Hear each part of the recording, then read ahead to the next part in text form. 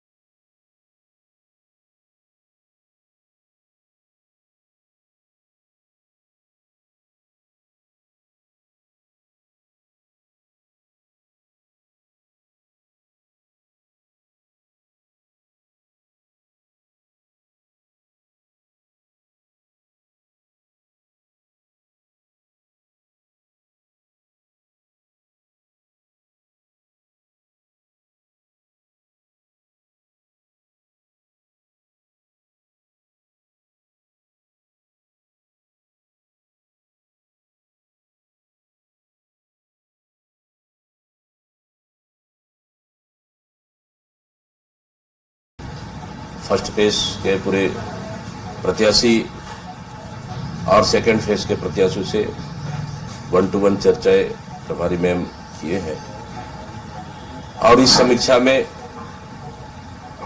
बहुत अच्छा रिजल्ट आएगा।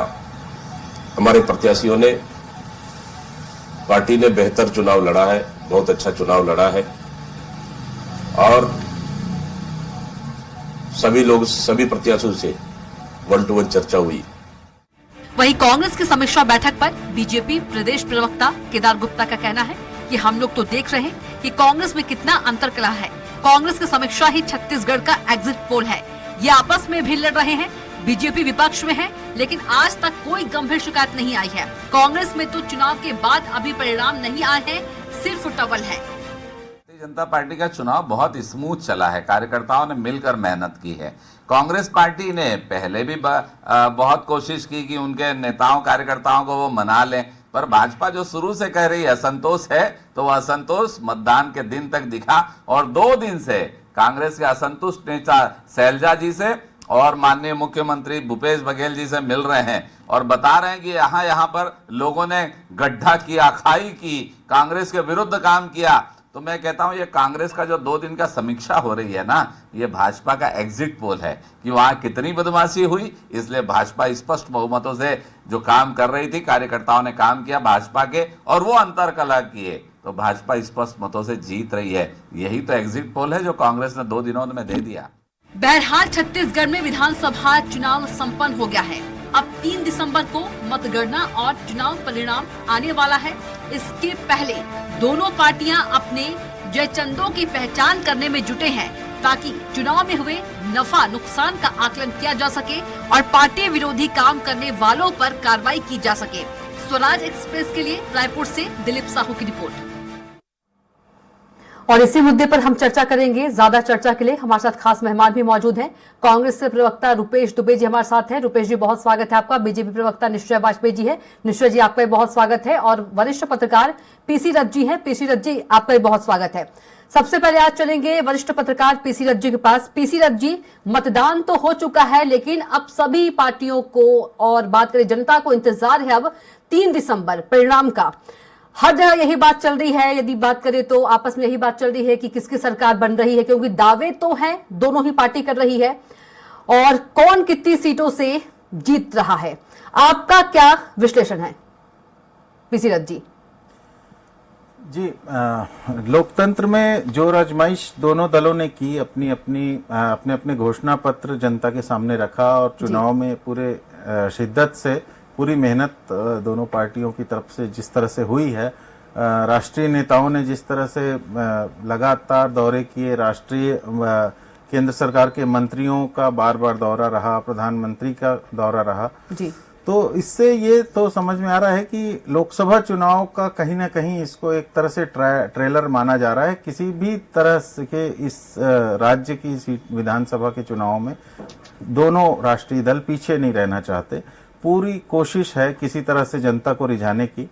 और इस बार के ये चुनाव मुझे लगता है कैंडिडेट की तुलना में मुद्दों पे ज्यादा रहे और दोनों ने जनता से जुड़े, जनता को तत्कालिक लाभ पहुंचाने वाले मुद्दों को अपने अपने घोषणा पत्र में शामिल किया और उसको हाईलाइट करके चुनाव लड़ने की तैयारी की। तो इसलिए नतीजे निश्चित रूप से कुछ चौंका देने वाले आ सकते हैं। दावे तो दोनों के अपनी अपनी सरकारों को बनाने के हैं, लेकिन कॉन्फिडेंस के लेवल पर मुझे लगता है कि कांग्रेस ज्यादा कॉन्फिडेंट दिख रही है भाजपा की तुलना में।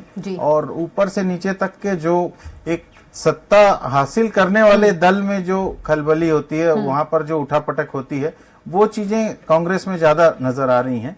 और भाजपा कहीं ना कहीं दौड़ में दूसरे नंबर पे है, कहीं ना कहीं सत्ता हासिल करने की दौड़ में पिछड़ती हुई दिख रही है। लेकिन ये सब हम लोगों के कयास लगाने की स्थितियां हैं और असली परिणाम तो 3 तारीख को, 3 दिसंबर को, अटकलें बस हम लगा सकते हैं, सच्चाइयां बाहर आएंगी तब पता चलेगा। अटकलें ही हैं। जी बिल्कुल। रुपेश दुबे जी के पास चलेंगे।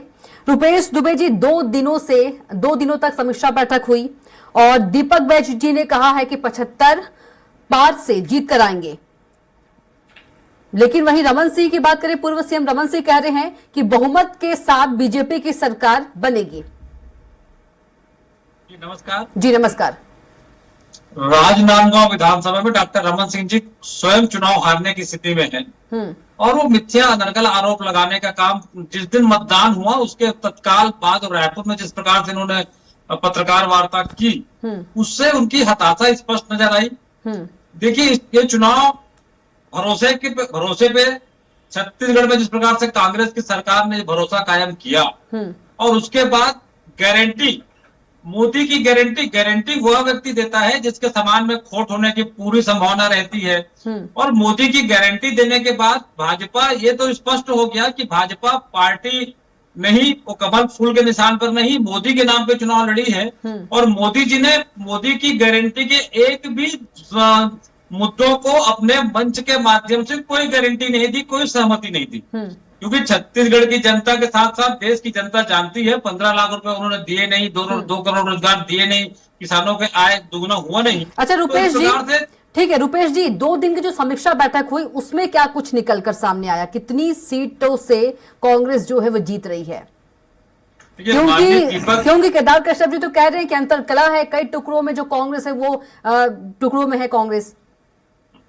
देखिए, केदार कश्यप जी का कथन हास्यास्पद है। जिनके पास स्वयं नेतृत्व का संकट है, मुद्दों के दिवालियापन के कगार पर वो रहे हैं, वो क्या बात करेंगे? जिस प्रकार से दीपक बैच जी ने पूरे आत्मविश्वास से छत्तीसगढ़ में 5 साल कांग्रेस की सरकार ने जिस प्रकार से कार्य किया और भरोसे की सरकार के रूप में स्थापित रही, आम जनता उस पर भरोसा करी है, ग्रामीण अर्थव्यवस्था मजबूत हुई है। छत्तीसगढ़ में कांग्रेस सरकार आने के बाद किसानों की आर्थिक उन्नति हुई है और जिस प्रकार से हमने किसानों का कर्जा माफ करने की बात की, भाजपा 500 रुपया गैस देने के बाद मात्र गरीबी रेखा के महिलाओं के लिए की, कांग्रेस ने 500 रुपए में सभी वर्ग के महिलाओं को 500 रुपया में गैस पे सब्सिडी देने की बात की और 200 जो बिजली फ्री देने की बात कांग्रेस ने की। उस पर छत्तीसगढ़ की जनता ने फिर से कांग्रेस ने भरोसा किया है और बढ़ चढ़ के मतदान किया है और निश्चित रूप से दीपक बैच जी और माननीय भूपेश बघेल जी का जो संकल्प है 75 पार का, वो छत्तीसगढ़ में पूरी तरह से फलीभूत होगा। मतलब कि पूर्ण विश्वास है कांग्रेस को। ठीक है, निश्चय वाजपेयी जी, रुपेश दुबे जी कह रहे हैं कि 75 पार से सरकार बनेगी और 2 दिन समीक्षा बैठक भी हुई है, उसी समीक्षा बैठक से रिजल्ट निकलकर सामने आया है कांग्रेस का। देखिए, आपको ध्यान होगा 2003 में जब चुनाव हुए थे तो अपने मध्य प्रदेश के मुख्यमंत्री जी दिग्विजय सिंह जी, वो भी इतने ही कॉन्फिडेंस से बोलते थे जैसे अभी ये कांग्रेसी भाई लोग बोल रहे हैं। और जब परिणाम आया और वो पूरी तरीके से हवा उनकी गोल हो गई, तो उन्होंने बोला कि हमको तो विश्वास के साथ, हमको तो चुनाव लड़ना है तो विश्वास के साथ बोलना पड़ता है झूठ को। तो कांग्रेस के जो नियम धर्म है वो ऐसा है कि झूठा प्रचार। टीएस बाबा ने भी कहा है इस बात को, तो हालांकि टीएस बाबा ने भी कहा इस बात को। क्या जी ठीक है, आप कंटिन्यू कीजिए 75 सीट ला रहे निश्चय हैं? जी। जी निश्चय जी। जी, तो मैं ये कह रहा था कि ये जो कांग्रेस की इस तरीके की चलन है, जिसमें ये इनको पता होता है कि इनकी पूरी जमीन उखड़ चुकी है, फिर भी बड़े कॉन्फिडेंस से बोलते हैं 3 तारीख तक रह पाएगा इनका कॉन्फिडेंस। महिलाओं ने जिस तरीके से, और जो पहली बार के वोटर थे और साथ ही साथ युवा लोग जिनकी नौकरियों को बेच खाया है, अपने परिवारों में बांटने का काम इस भूपेश बघेल की सरकार ने किया है जी। और उसने एकदम सुस्पष्ट कर दिया कि यहाँ पे परिवर्तन की एक गहरी लहर नीचे ही नीचे चल रही थी। हल्ला गुल्ला कम हुआ है, वोट जबरदस्त हुआ है, वोट के परसेंटेज बहुत सारी, बस्तर की बहुत सारी सीटों में वोट के परसेंटेज बहुत बढ़े हैं। मैं ये कहना चाह रहा हूं, इनके ज्यादातर मंत्री चुनाव हार रहे हैं। अभी भाई साहब हमारे बात कर रहे थे, वो तो प्रभावी पूर्व मंत्री हैं, पूर्व मुख्यमंत्री हैं रमन सिंह जी, प्रभावी पूर्व मुख्यमंत्री हैं। और अभी एक जो भावी पूर्व मुख्यमंत्री भूपेश बघेल जी होने वाले, वो जरूर स्वयं चुनाव हार रहे हैं। मैं उस विधानसभा का वोटर भी हूं और मैंने वहां भारतीय जनता पार्टी कार्यकर्ता के ऐसा काम किया है। हमने लोगों के चेहरों में वो आक्रोश देखा है, हमने लोगों के चेहरों में वो जो भय और आतंक का शासन चला है उसके खिलाफ एक जज्बा देखा है। और इस सरकार को फेंक बदलने के लिए उनका एक संकल्प एकदम स्पष्ट दिखा है। भारतीय जनता पार्टी की सरकार 50 से अधिक सीटों के साथ बहुत बड़े स्पष्ट बहुमत के साथ आ रही है, इसमें कोई संदेह नहीं है। ठीक है। पीसी रथ जी, यहाँ पर तो निष्ठा जी ने यही कह दिया कि सीएम भूपेश बघेल ही जो चुनाव है हार रहे हैं। और यदि टीएस सिंहदेव की बात करें, टीएस बाबा ने ये जरूर कहा है कि जो मैं ये चुनाव लड़ा हूं, ये विधायक बनने के लिए नहीं लड़ा हूं। तो इसका क्या हम मतलब समझे? मुख्यमंत्री बनने की चाह है कहीं ना कहीं उनकी, यदि हम बात को समझे तो। बिल्कुल 5 साल पहले का जो माहौल था कि जब कांग्रेस को जबरदस्त बहुमत मिली थी और उसके बाद फिर मुख्यमंत्री कौन बनेगा उसको लेकर के जो बैठकें हुई थी, जिस तरह से उस समय में प्रदेश कांग्रेस अध्यक्ष के होने के नाते भूपेश बघेल की अपनी दावेदारी थी जी। चुनाव घोषणा पत्र समिति के अध्यक्ष होने के नाते टीएस सिंहदेव की अपनी भागीदारी थी और जो कमिटमेंट राहुल जी का कहीं ना कहीं था, जिसके चलते ताम्रध्वज साहू जी की भागीदारी थी, चरणदास महंत जी की अपनी दावेदारी थी। तो मुख्यमंत्री पद के ये सभी दावेदार जो है वो जब बैठे दिल्ली में और जब बातचीत हुई और फाइनली भूपेश बघेल को मौका मिला मुख्यमंत्री बनने का जी, तो ये कांग्रेस में है शुरू से कि बहुत सारे लोग मुख्यमंत्री बनने के लिए होते हैं, जिनमें से किसी न किसी को मुख्यमंत्री बनाया जाता है और विधायकों का ज्यादा से ज्यादा भरोसा जो जीते, जो उनकी लीडरशिप रहे और हाईकमान का जिसको संरक्षण मिले, वो मुख्यमंत्री बनता है। तो ये मुख्यमंत्री बनने की दौड़ अगर किसी पार्टी में है या कहीं दावेदारी हो रही है, तो इसका मतलब कि वो पार्टी सरकार बनाने के लिए कॉन्फिडेंट है, ये समझ में आता है ना। और जहां मुख्यमंत्री मैं बनूंगा इस तरह से कोई बोल ही नहीं रहा है, चुपचाप है, इसका मतलब कहीं ना कहीं वो मान रहे हैं कि दौड़ में वो पिछड़ गए हैं। ये बात भाजपा के लिए इसलिए भी है क्योंकि भाजपा में अभी तक के कोई लीडरशिप उन्होंने घोषित नहीं की। उन्होंने कहा कि हम मोदी जी के चेहरे पे चुनाव लड़ेंगे। अब वो मोदी जी के चेहरे, मोदी जी तो मुख्यमंत्री कैंडिडेट होंगे नहीं, आकर के वो तो बनेंगे नहीं, वो तो प्रधानमंत्री हैं देश के। तो यहाँ मुख्यमंत्री के लिए तड़प या कहीं ना कहीं आगे पीछे अप्रत्यक्ष ढंग से प्रत्यक्ष ढंग से अगर लोग दावेदारी कर रहे हैं, इसका मतलब कहीं ना कहीं वो सरकार बनने के प्रति ज्यादा कॉन्फिडेंट है और इससे ये पता चल रहा है। और दूसरी बात ये कि ये 3 तारीख को जो ईवीएम के नतीजे आएंगे, उससे पता चलेगा कि किसके विधायकों का या किसके इलाकों से ज्यादा लोग जीते हैं, उस हिसाब से दावेदारी और स्पष्ट होगी। और जहां तक के सवाल है कि अभी कौन जीत रहा है, या रमन सिंह हार रहे हैं या भूपेश हार रहे हैं या बृजमोहन हार रहे हैं, इस तरह से जो कवायदे हैं, जिस तरह से संभावनाएं हैं, लोग अपना पूर्वानुमान लगा रहे हैं, ये सब के सब सिर्फ पूर्वानुमान होंगे, क्योंकि चुनाव में जनता क्या किसको दे रही है ये 3 तारीख को ही क्लियर होगा। और तब तक के सिर्फ अपनी अपनी गुणागणित लोग कर सकते हैं, बिल्कुल। लेकिन ये बात तय है कि फेरबदल जो है वो संभावनाएं हैं। बहुत से ऐसे उम्मीदवार जिनको 5-5, 7-7 साल बार हो चुका है चुनाव में लड़ते, 30 साल से जो प्रतिनिधित्व कर रहे हैं, जनता या नए वोटर्स आए हैं वो उनको पसंद ना करें, ये स्थिति हो सकती है। क्योंकि अगर दादा ने वोट दिया किसी को और अब पोता भी उसी को वोट दे तो ये लोकतंत्र में शायद ज्यादा जायज नहीं है। तो इसलिए मुझे लगता है कि ये चुनाव बहुत सारे नए फेरबदल करेगा और कहीं ना कहीं नए मतदाताओं का, महिलाओं की जो भारी मतदान है, इन सब का फर्क दिखेगा। और खास तौर पे जो ऋण माफी का मामला है वो बहुत ज्यादा किसानों में प्रभावी हुआ, ये देखने में आया है। तो जो किसानों के वोटर्स जहां ज्यादा हैं, किसान परिवारों के, किसानों के, वहां पर निश्चित रूप से तस्वीर अलग होगी। और जो प्योरली शहरी इलाके हैं वहां की तस्वीर अलग होगी। लेकिन इस बार शहरी इलाकों में वोटिंग कम हुई है, ये भी हमको ध्यान रखना पड़ेगा। ठीक है जी बिल्कुल। रुपेश जी आएंगे निश्चय जी आपके पास। रुपेश जी, निश्चय जी ये कह रहे हैं कि जो आपके मंत्री हैं ज्यादातर वो हार रहे हैं। देखिए, निश्चय जी भाजपा के प्रवक्ता हैं तो भाजपा के लिए बात करेंगे। हमारे सभी मंत्री चुनाव जीतेंगे और जिस प्रकार से हमने छत्तीसगढ़ में 5 साल जनता की सेवा की है, उस सेवा का प्रतिफल आम जनता ने दिया है। देखिए, इन्होंने जो किसानों को 21 क्विंटल धान खरीदने की बात की, इनको ये पता ही नहीं रहा कि चुनाव के दरमियान 1 नवंबर से 20 क्विंटल प्रति एकड़ धान खरीदी छत्तीसगढ़ सरकार के निर्णय के अनुसार कार्य रूप में परिणित हो गया। किसान 20 क्विंटल प्रति एकड़ धान बेचना प्रारंभ कर दिए थे। भाजपा के नेता 20 क्विंटल धान कहाँ होता है करके ये बार बार विरोध करते रहे।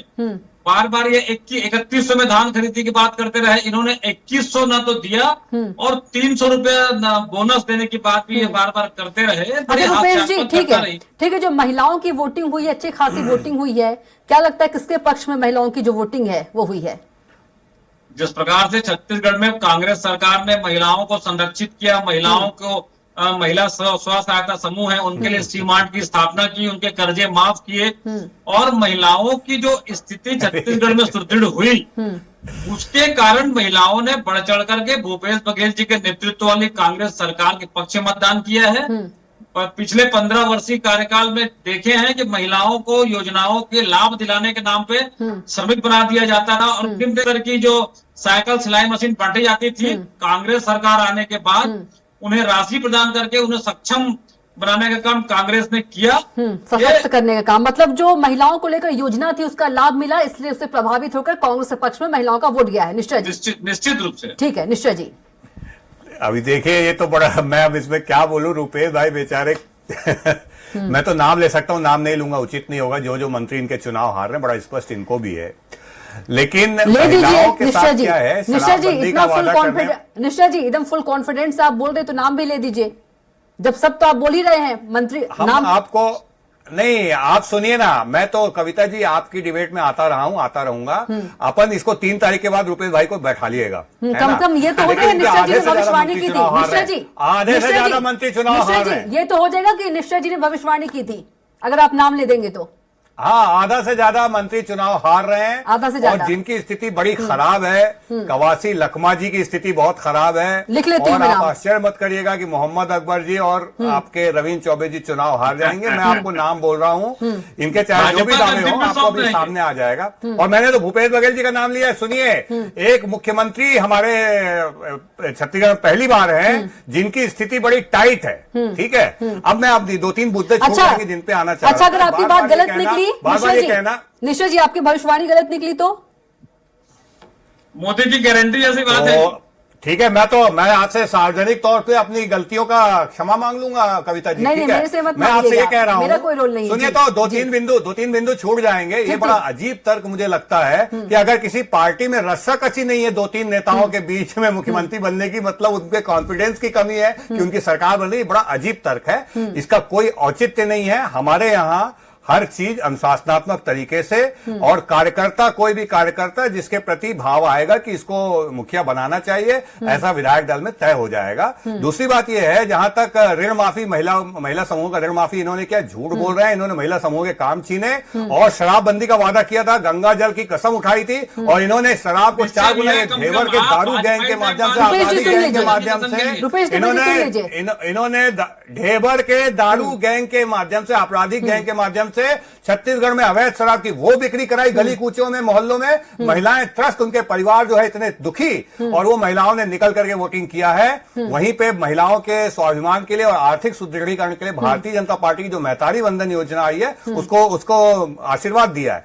मोदी की गारंटी का विषय मात्र इतना था, मोदी जी का कोई चेहरा नहीं। मोदी जी प्रधानमंत्री हैं, विश्व के सबसे लोकप्रिय नेता हैं, लेकिन मोदी जी की जितनी गरीब हितैषी योजनाएं थी छत्तीसगढ़ में आकर के भूपेश बघेल ने अटकाने का काम किया। यहां पे 12 लाख 13 लाख मकानों को स्वीकृत करके भेजा, कच्ची छत वालों को, उसको भूपेश बघेल की सरकार ने वापस कर दिया। गरीबों के मकान नहीं बनने दिए गांव में। यहां पे मोदी जी ने कोरोना काल से लेकर के अभी तक 3 साल तक प्रति व्यक्ति 5 किलो प्रति माह की दर से राशन भेजा, उसको ये बाजार में बेच के खा गए। गरीबों का राशन का घोटाला कर दिया, गरीबों का राशन नहीं मिला हमारे छत्तीसगढ़ में। आयुष्मान की योजना, हर व्यक्ति को 5 लाख, हर परिवार को 5 लाख रुपए तक का इलाज कराना, कि वो अपने खेत खार को ना बेचना पड़े, कर्जा ना लेना पड़े, मकान ना बेचना पड़े, अपने स्वजनों का इलाज करा ले। सुनिए Kavita ji, 15 second 30 second 15-20 second का समय दे दीजिए, सुनिए। तो ये जो आयुष्मान योजना में इलाज का केस को 2 साल तक अटकाने का काम किया, इसलिए मोदी जी ने गारंटी दी कि हमारी सरकार आएगी और गरीबों के सारे काम होंगे, कोई अटका नहीं सकता। ये मोदी की गारंटी है। और दूसरी बात यह है, ये 15 लाख की बात करते हैं, 5 लाख का इलाज इस साल, 5 लाख का इलाज अगले साल, पक्के मकान। आप ये सोचिए कि करोड़ों रुपए का भी गरीबों के लिए खजाना खुला हुआ है। भारतीय जनता पार्टी का ध्येय है अंतिम पंक्ति में खड़े अंतिम व्यक्ति के लिए काम करना और भारत को परम वैभव के शीर्ष पर पहुंचाने, इस लक्ष्य से हम काम कर रहे हैं। 25 साल में गरीबों के 5 लाख से 1.25 करोड़ रुपए होते हैं रुपेश जी। गरीब, उनके कच्चे मकान जो है पक्के बन रहे हैं, उनके घरों में शौचालय बन रहा है, उनके घर में राशन आ रहा है मुफ्त, अगले 5 साल भी आ रहा है। भूपेश सरकार ने 5 साल में कुछ नहीं किया, ठीक है। फिर से चलेंगे पीसी रथ जी के पास। पीसी रथ जी, इससे पहले आपने कहा कि महिलाओं की जो वोटिंग हुई है बहुत अच्छी वोटिंग हुई है, तो यदि बात करें दोनों की, बीजेपी और कांग्रेस की, तो क्या किसका फायदा हुआ है? गृह लक्ष्मी योजना का या फिर महतारी योजना का, किसका ज्यादा लाभ के कारण जो है वोटिंग हुई है? मुझे लगता है महिलाओं का अलग अलग इलाकों में, शहरी इलाकों के वोटिंग के कारण अलग हैं और ग्रामीण इलाकों में जो आदिवासी इलाके हैं वहां पे महिलाओं की ज्यादा वोटिंग के कारण अलग हैं। छत्तीसगढ़ में जैसे कि पहले चरण के जो चुनाव हुए, 12 सीटें जो बस्तर जोन की हैं, बस्तर संभाग की, उसमें 11 सीटों में महिला मतदाताओं की वोटिंग ज्यादा हुई है। अब 11 सीटों में जो महिला मतदाता अगर आदिवासी इलाके के ज्यादा वोटिंग कर रहे हैं, तो निश्चित रूप से वहां पर जो उनसे जुड़ी समस्याएं हैं उसको लेकर के, या उनके विधायक के प्रति जो उनकी स्थिति है उसको लेकर के, विधायक अगर वहां पर अच्छा परफॉर्म नहीं किए हैं तो उसके अगेंस्ट आक्रोश भी हो सकता है। और दूसरा, अगर सरकार ने अच्छा परफॉर्म किया है और लोगों को वन पे कब्जे वाले जो जमीनों के पट्टे मिले हैं, अगर उस तरह से जैसे घोषणाएं आई हैं, तो उसको लेकर सरकार के प्रति उनकी वो भी हो सकती है। और जो स्व सहायता समूह में जो कर्जे माफ करने की बात जो घोषणा पत्र में आई है, ज्यादातर एसएचजी के थ्रू ग्रामीण महिलाएं जुड़ी रहती हैं, और अगर उनके कर्जे माफ करने की घोषणा को कांग्रेस पहुंचा पाई है फील्ड लेवल तक के, तो निश्चित रूप से शायद उसके कारण उसको फायदा मिल सकता है। क्योंकि जैसे कर्ज माफी का, किसानों के कर्ज माफी का रायपुर, महासमुंद और सराउंडिंग एरिया के सारे जो जिले हैं उसमें अगर अपन राजधानी के आसपास जाते हैं तो कर्ज माफी का मुद्दा क्लिक किया है, ये तो समझ में आ रहा है और तुरंत दूसरे दिन ही वो लोगों को पता चल जाता है।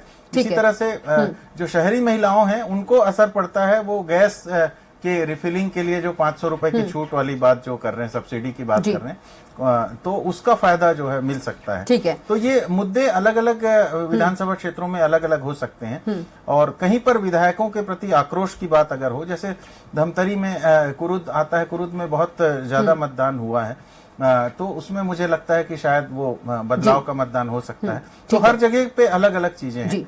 रायपुर शहर के मुद्दे बिल्कुल अलग हैं, तो शहर के मुद्दों को लेकर के भी मतदान अगर कहीं कम हुआ है या ज्यादा हुआ है तो उसका अलग अलग एनालिसिस किया जाना चाहिए। एक सवाल बहुत कम शब्दों में दीजिएगा क्योंकि लास्ट कमेंट के लिए निश्चय जी के पास चलेंगे।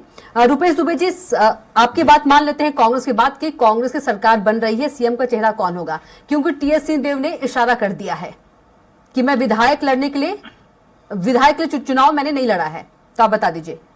कविता जी, निश्चित रूप से कांग्रेस बहुमत के साथ सरकार बनाएगी, विधायक दल के विधायकों के साथ रायशुमारी होगी। क्या टीएस बाबा को मौका मिलेगा? टीएस बाबा चेहरा होंगे सीएम के? मतलब देखिए, विधायक विधायक दल में रायशुमारी होने के बाद पार्टी शीर्ष नेतृत्व जिस पर निर्णय करेगी वो छत्तीसगढ़ क्योंकि के पिछली बार भी विकास 2.5 के साल का संकल्पित फॉर्मूला से- था जी, फिर भी नहीं, पिछली बार भी ढाई जी साल का फार्मूला कांग्रेस का नहीं था। और जिस प्रकार से छत्तीसगढ़ में कांग्रेस ने काम किया है और निश्चित रूप से आने वाले समय में भी मुख्यमंत्री वही होंगे जो आम जनता के हितों के लिए संकल्पित मन से काम करेंगे। और बार बार भाजपा के लोग बोलते हैं तो निश्चय भैया को जानकारी होनी चाहिए कि केंद्रीय योजनाओं के साथ 65 पुरस्कार छत्तीसगढ़ सरकार को केंद्र सरकार ठीक है, ने लास्ट किए हैं। कमेंट लेंगे निश्चय जी से। निश्चय भैया रुपेश जी के जल्दी से लास्ट क्या कमेंट है लीजिए।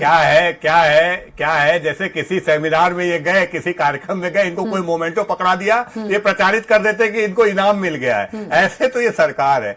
ऋण माफी को लेकर के बड़ी कंफ्यूजन आप ये जो फैलाने का प्रयास कर रहे हैं। हमारे यहाँ लगभग 24-25 लाख किसान रजिस्ट्रेशन का दावा करती है भूपेश बघेल की सरकार, जो कि वास्तव में 18 लाख वो करता था, उनका ही बंटवारा हुआ है।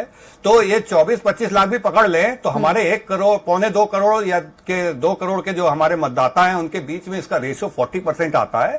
और उसमें भी निश्चय छोटे भैया, किसान है, आधा 1 एकड़ वालों को मिलता है। रुपेश जी सुनिए क्योंकि टाइम नहीं, बस क्लोज करने वाली हूँ। अरे उसको तो 10,000 का स्वीकार कर्जा कीजिए। किसी आप- व्यक्ति को आप मिला जैसा है, व्यक्ति शराब उस बंदी 10,000 के के कर्जे निगम से की ज्यादा बात तो करता है। भारतीय जनता पार्टी महतारी वंदन योजना में पैसे मिल रहे हैं। कविता महतारी जी, ये वंदन केवल योजना में देखिए, हम अपने लास्ट चर्चा कर टेबल रहे में हैं, बैठा इसका हुआ कुछ नहीं होने एनालिसिस वाला है, है। टेबल में बैठ के किया हुआ एनालिसिस असली है, चर्चा इनको का जो कोई निष्कर्ष जानकारी है नहीं वो 3 दिसंबर गांव को में ही मजदूर भी रहते हैं। निकलेगा। गांव चलिए, में- आप तीनों को बहुत बहुत धन्यवाद। रुपेश जी आपका भी, और निश्चय जी आपका भी, और पीसी दत्त जी आपका भी बहुत धन्यवाद। तो आज का हमारा मुद्दा था चुनाव के बाद नफा नुकसान की समीक्षा। तो यदि पार्टियों की बात करें, दोनों ही पार्टी समीक्षा कर रही है और दोनों ही पार्टी जो है अपनी जीत के दावे कर रही है, लेकिन असली जीत किसकी होती है यह 3 दिसंबर को ही पता चल पाएगा। तो बात छत्तीसगढ़ की में इतना ही। आप देखते रहिए स्वराज।